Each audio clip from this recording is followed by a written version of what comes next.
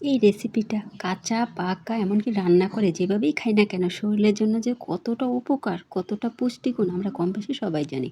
পেঁপের কথা বলছি। আমি একটা পেঁপে নিয়েছি আর কীভাবে কেটেছি ভিডিওতে দেখা যাচ্ছে। আপনাদের পছন্দ অনুযায়ী আপনারা কেটে নিতে পারেন।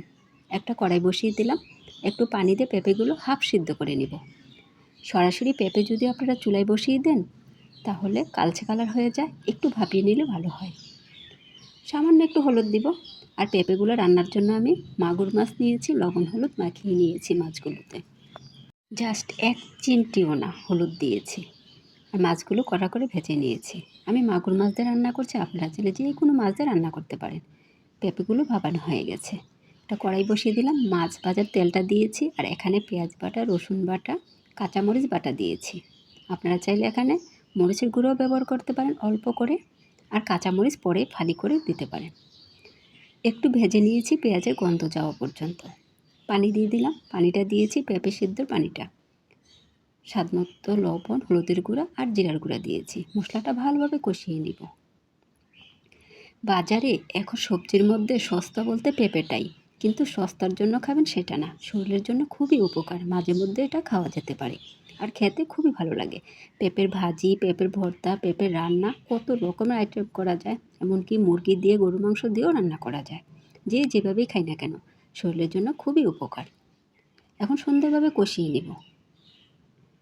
আপনারা যারা কালার করতে পছন্দ তারা কিন্তু এখানে হলুদ মরিচের গুঁড়ো ব্যবহার করতে পারেন। আমার কাছে সবুজ সবজিগুলো সবুজ থাকলেই ভালো লাগে, তাই আমি কাঁচামরিচ দিয়ে রান্না করছি। ঝোল দিয়ে ভেজে রাখা মাছগুলো দিয়ে দিলাম আর কিছুক্ষণের জন্য ঢেকে দিব। এই রেসিপিটা যে গরম গরম ভাতের সাথে খেতে কতটা মজার, অবশ্যই ট্রাই করে দেখবেন। ঢাকনা উঠিয়ে হালকা নেড়ে চেড়ে দিব। সব কিছু বাটা মশলা দিয়েছি, তরকারিটা একটু মাখা মাখা হবে, না হয় ঝোলটা একদমই ছাড়া ছাড়া থাকে। আপনাদের পছন্দ অনুযায়ী মশলা আরও অ্যাড করতে পারেন। আমি অল্প মশলা দিয়ে রান্নাটা শেষ করেছি। এখন কিছু ধনিয়া পাতা দিয়ে দিলাম। এই রেসিপিটা ভালো লেগে থাকলে অবশ্যই একটা শেয়ার করে দিবেন, অন্যদের দেখার সুযোগ করে দেবেন। ছোট্ট একটা অনুরোধ, পেজটাকে ফলো দিয়ে পাশে থাকবেন। রান্নাটা প্রায় হয়ে গেছে। আমার কাছে পেঁপের এই রেসিপি খেতে খুবই ভালো লাগে, আমার পরিবারের সবাই পছন্দ করে। আমি চেষ্টা করি মাসে 2-1 বার খাওয়ার জন্য। এখন পরিবেশন করে নেব।